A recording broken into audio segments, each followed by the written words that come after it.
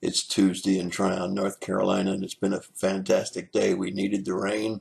We got rain all day long. Nice, steady rain, probably 2 inches of rain. Good for all of the plants that I've planted, good for the lakes that were down a little bit, and good for the area to reduce the fire risks. And been very pleasant in temperature. It's been in the upper 60s, lower 70s. No air conditioning.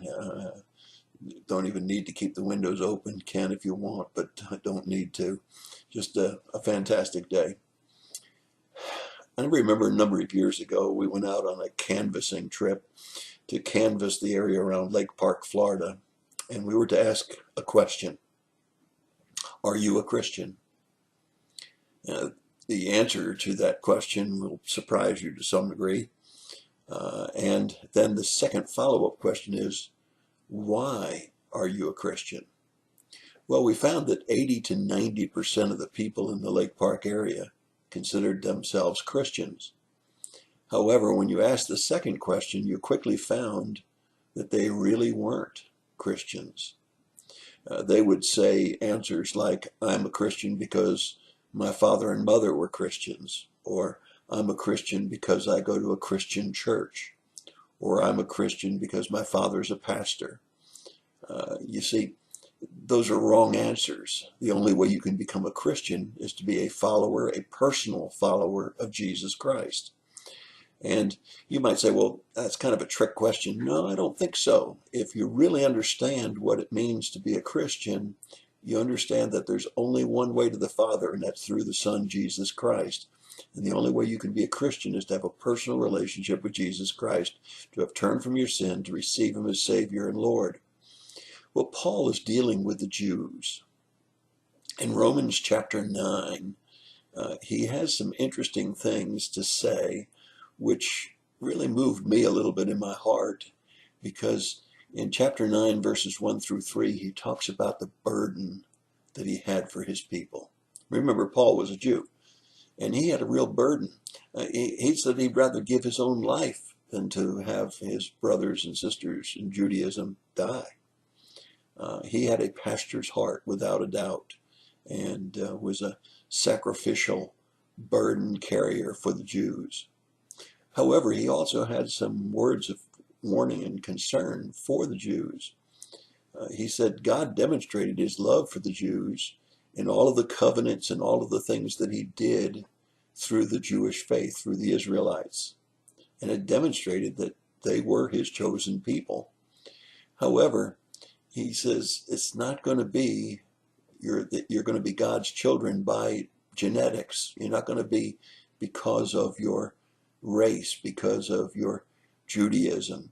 You're not going to be one of God's children as a result of blood or relationship with other Jews. And he explains that many times God allowed to have two different people come out of Judaism for his purposes. He uses and cites in Romans chapter 9, verses 8 and 9, the example of Jacob and Esau. And we still see that brewing in the Middle East today. Both Jews, but born for different purpose through actually Esau becomes the beginning of what would always be a thorn in the side of the Middle East. Then he goes on and he says, believe. That's the way you get to have the relationship with God, to be one of his children. And he says, God has a foreknowledge of those that will and those that won't. Now, if you read through chapter 9 carelessly, you might come to the conclusion that God has predestined people to turn out a certain way. But there's a big difference between a foreknowledge of what people will do and predestination. We are not puppets. We do have a free will.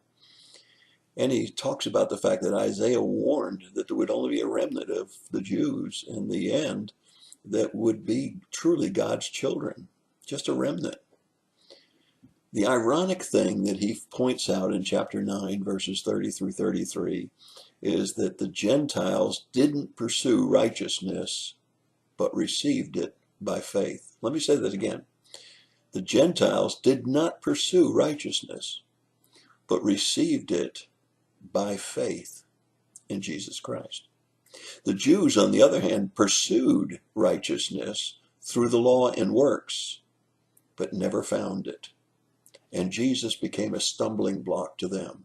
Isn't that interesting? Even today in Israel, you'll find the same thing is true. Jews are pursuing righteousness through works in the law, and they're not finding it. And Jesus is a stumbling block to them.